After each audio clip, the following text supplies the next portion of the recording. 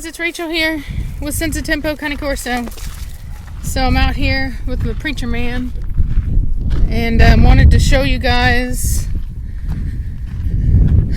I wanted to do an update on my chickens. I haven't done one in so dang long. I've tried to do them and then other stuff happened and I just kind of spaced it. But figured I would show you guys my garden for those that are interested. So I've never had a garden before in my life. Just want to be very clear about that. Never had a garden. And have never eaten food right out of a garden. And yesterday I actually got to do that. I had one tomato that was ripe on this thing here. I actually thought, when I was looking, I thought it was the tag. And then I looked and I was like, holy cow. I was like, that's a red tomato, because I'd been waiting on these things to ripen. In fact, it looks like there's one that's going to be ripe. Yep, look at that. It's starting to turn. If you can see it, it's starting to turn red back there. Very cool. And then this one's got a big old mater on it. This one has more.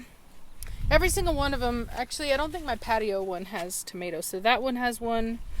That one actually looks, yeah, it's kind of turning color. And then this one here I've got, oh wow, nice, finally. So this one has a new, that one there and that one there. And then we have two big, dang it, you can't see them, hold on. There we go. Two big Romas in there. So two big Roma tomatoes that are taking their sweet time. And this one here is my patio one. Nothing on it. It's a bushy little thing. Looks great, but nothing on it. My watermelon plant has finally started to grow. That thing was like, oh my god, it was taking forever. That's what it is right there. It's a heirloom black watermelon. Black diamond. So we'll see what it does. I thought it was going to die for the longest time. I'd kind of given up on it. I was still watering it, but I'd kind of given up on it. And then out of nowhere, it just exploded. These are spearmint. That's basil. Very, very good. This is a bell pepper. Oh, look at that. Little bug. Better get off my plant. This is the other thing I got to eat yesterday. So I came over, I had been watering and I hadn't noticed that this thing had actually gotten bean pods on it. Sure enough, look at that. See, there's another one right there. Look at that, y'all. It's bean. It's almost ready to go. So yeah, I ate the one. And it was interesting how, like, normally whenever you would eat a vegetable, you would want, like, salt or whatever, this kind of stuff on it. And I was like, nope. There's my bell pepper. I just ate it right off the plant, fresh, nothing on it. Oh, look, there's another bean pod there. Look at that. Oh, another one. So there's two right there. So cool, man. And then here's my squash. Oh, I just dropped my phone. So there's my yellow squash. They're taking their sweet time, I'll tell you what. They are taking their sweet time. So, if anybody knows how long that takes, I'm going to have to direct this thing so that they don't. I'll be honest, I feel like such a fool because my plants are too close together. So I want to kind of redirect this one. So I did kind of cut some leaves off that were encroaching on this one here. And I'm going to try to kind of train it to go off the garden. Like this way. That way it's not a problem. But nonetheless, pretty cool stuff right there, man. I've got, like I said, I got to eat a tomato and a green bean yesterday. And it was just really cool. It was like the first time I'd ever been able to actually like eat something that I grew, that, you know, my hard work planting. It was a very unique and very wonderful experience. that I think that everybody should try. Even if you live in an apartment, get yourself a little tomato plant and put it on your patio and experience that, man. It's really cool. My tree's doing well. Pardon the mess. We're cleaning out my truck and doing some work around. We're always doing some work. But as I told you guys before, I removed a lot of the mulch from out here so that my Bermuda grass will grow, and it's actually been doing quite well. It's starting to kind of take over, which I'm happy about. This tree is doing quite well. I had to kind of put some more dirt down here because it's a very shallow area here, unfortunately, because of the rock. And so anyway, it's doing a lot better now. There were some plants over there by my stairs that I replanted. I moved one of the crepe myrtles right here.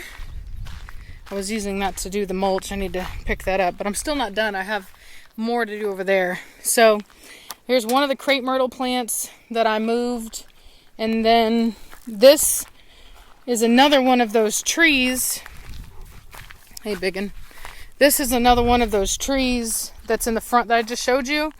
That one's growing. And then I also took some cuttings off of another one in the back. And that one actually took off. It's on my patio, so I'll be able to plant another one of those. They're like, I want to say one of the fastest growing plants, or trees, sorry, like in the world. It's like pretty wild. And then here's another, this is a, same thing I have over there. This is a gardenia. It was not doing well. I had them over by the stairs. It was not doing well over there. I'm going to have to put something over there that likes water because unfortunately, for whatever reason, that area gets really saturated when it rains and it just doesn't go anywhere. These are some plants that I put here. I'm waiting for them to take off. I just put them down. I wanted some contrast between this crepe myrtle. So hopefully this is supposed to fill in all the way. I think it's called a sweet potato vine. Something like that, I think. So I don't think it has real sweet potatoes that I'm aware of. But anyway, I just wanted a nice contrast between the really dark foliage and the red that has like the most beautiful red blooms whenever it does bloom.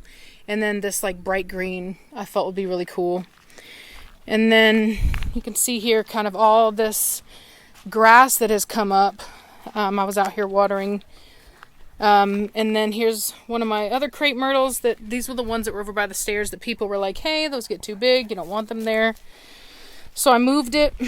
It's doing really well. And then you can just see here my garden. My roses are doing really well.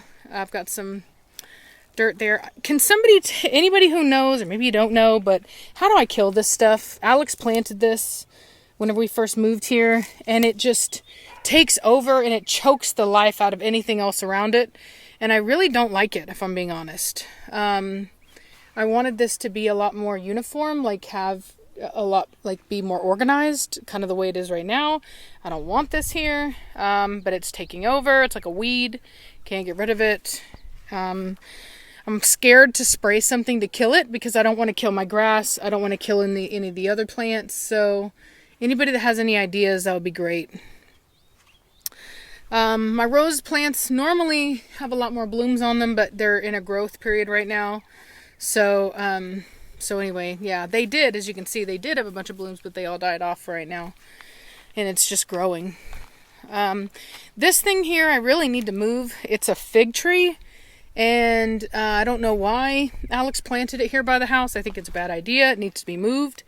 So probably when it cools down today, I'll start looking for a hole that's deep enough. Because like I said, we live on solid limestone, but there are kind of like breaks in it where what I found is I basically take a shovel and I just put it in, put my foot on it, kind of press it down.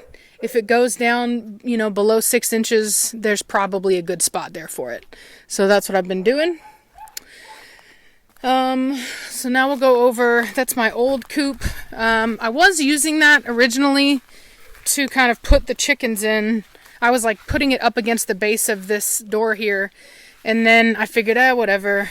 We still need to clean up because this was the top of it. And then this light out here we were using to build this coop in the middle of the night. Not in the middle of the night, but it was pretty late. But anyway, this is the coop. It's not big enough to keep the chickens in. There's too many chickens to be able to just have them in here. So, anyway, I did purchase another coop. That way, whenever it's wintertime and they actually do need to be put up, they'll have more space. Anyway, but for now it'll work. Both of these nesting boxes, each side lifts up. There's 3 nesting boxes on each side. I guess I could show you guys. They've been sleeping in it. From what I've read, this is bad because they've even been pooping in it. And from what I read, you're not supposed to let them do that. But unfortunately, there's really nothing I can do about it at this point. They tend to crowd over on this side and go to sleep. And then this opens up here. I like it a lot. It's a really well-made. The materials are really good. They send it to you kind of like in panels, and then you put it together. So you can see here, that's how it is. This is actually a roost that I need to probably screw in. It fell down. So, lots of poop in there, unfortunately. But I guess that's just part of the game. I was told by Reese that you don't want them pooping and sleeping in the nesting boxes, but I don't really know how to keep them out of it right now. So, and I don't know if that's true. I mean, that's just what she was told. Other than that, they're allowed to free range. If I lose a couple, then I lose a couple. That's just what it is. I have, too many of them as it is right now. I have literally 17 of them.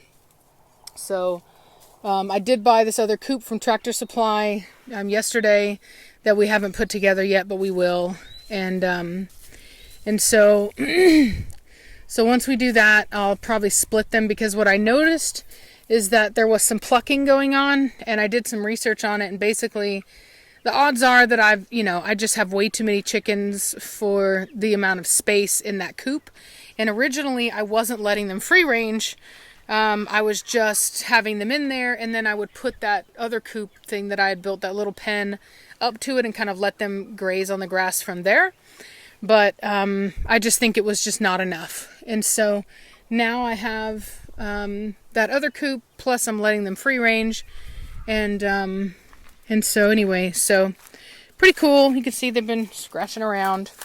They're not, I still have another 3 to 4 months before they start laying. So, we've got some time. Chickens. What's really cool is they put themselves to bed at night, which I think is really awesome. I don't have to do anything. I just come out and check on them, and they're already put up for the night in their little pen. So that's really cool. And then they just go around eating bugs and, being chickens. So far they haven't wandered too far, thank God, because that's the last thing I need is them trying to take off. But anyway, as far as I can tell, having them out like this has done a wonder for preventing any kind of plucking. Preacher, back over here. Come here, let's go this way. We got some chickens out.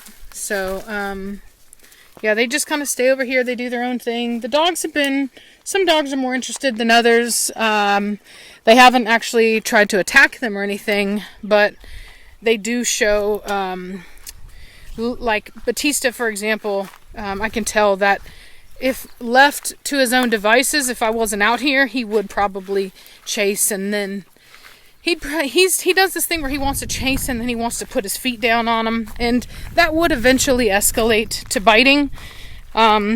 So, I get onto him when he tries to chase them, and that kind of really negates that. Chickens, here they are. I wanted to come around this way because I didn't want to chase them off onto my neighbor's property or anything like that.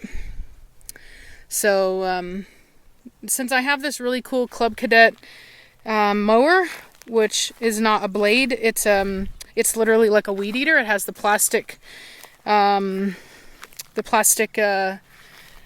string or whatever you want to call it. I've been every time I mow, I just kind of get in more into my property. because it'll cut through anything. Look at all of this cactus that I got through. And it just eats it up. And so I know that cactus is one of those things where you need to really pick it up because it'll just redo itself. But what I find is because I mow so often, when I come back out here and I mow again, it really prevents it from doing that. It cuts it up some more, and it just dries out because it's summertime. But this is what the string looks like. It's way thicker than normal weed eating string. Come on. You gonna do it? There we go. Yeah. So anyway, that's just kind of where we're at on it. My property goes pretty far over here, and it's just been, like, hold on, preacher, come here. You can tell the deer have been using this as a walkway. You can see how they've trampled it down. But I don't know if you can see that. Let me see here. That stake right there, that's where my property line is. So it comes all the way over here. And slightly irritating because my neighbors, I don't know if it's their fault or whatever. I don't know if they decided where to put their house at, but they put their house like almost on the property line. And so what sucks is there's this really big, beautiful oak tree or maple tree. It's a red maple tree that is on my property, and they are so close to it that if I go and I sit under that tree, I mean, I almost feel like I'm on their property. Like it's like intruding on their property, even though it's technically my property. And if I was going to stay here, I would actually put up a fence, like a wooden fence. That way, like we don't have to stare at each other and I could still enjoy that tree. But I'm not going to stay here, so it's whatever. We'll let the next people who live here battle that out, because I'm sure it'll eventually escalate to a battle, because it's like the most beautiful tree in the whole area. And I actually purchased this property. One of the reasons was because of that. Another one is because their property actually has a bunch of big caves on it, and I didn't want to have a property with a bunch of caves on it. So, but the chickens, they're being chickens. They're living their best life out here, free ranging, doing what they want to do. So I love that. And hopefully they're all going to do well. I can see one of the chickens that was plucked pretty bad in here. They pluck all around the tail feathers. And so I was really hoping to negate that by getting this new coop and kind of making sure that they have more space. So I don't know if you can see. Let me see. They're going back in. Hold on. What's funny is normally they'll come out and they'll come hang out with me, but I think it's because I've got Preacher with me that they're like, So they're taking off. Yeah, they don't like the dogs. I'm trying to see, but anyway. And when they think they're being pursued, they're going to be even faster about it. I'm going to cut them off. They're coming this way. I'm going to cut them off. Oh. All right, so. Oh, good. So they're going into the pen. Good. So I'll be able to show you guys. All right, so let me come over here. All right, so this chicken right here. Come on now. Right here. See that one, that black one right there? See how the missing feathers right there are on the tail? So that's them plucking. So I'm hoping that will actually grow back now that I've been letting them free range. But, obviously there's no guarantee. But having said that, I have gotten what I do believe will fix the issue, which is another coop. So not near as expensive as the one I just bought. So, but you know, it is a coop, and it's, you know, it's not bad. It's not horrible. So, but they were used to being in here, which is why they ran in here. I have a little hole for them. So I'll let you out. Come on out. Come on out, chickens. I know, I see you. Yeah, you're good little chickens. So, chickens. A little raptor run. So funny. Whoop. Anyway, but yeah, they're all doing really good. They're happy chickens. And I just wanted to kind of update you guys. It's kind of messy. I don't like how it looks slightly trashy, but unfortunately, I'm not quite sure what to do with this thing yet because of the way we put it together. So I'm going to have to figure out how to take it down. You know, because I think it's an eyesore right now. But for now, it's whatever. I'll figure out how to do it. It's a waste of $200. So, but I mean, it served its purpose for while I had it, because these things were on back order. I had to wait almost 2 months for it to come in the mail. So, I mean, there was really nothing I could do about it. I had to build something, and I wanted to build something that was cheap so that it wouldn't cost me a fortune.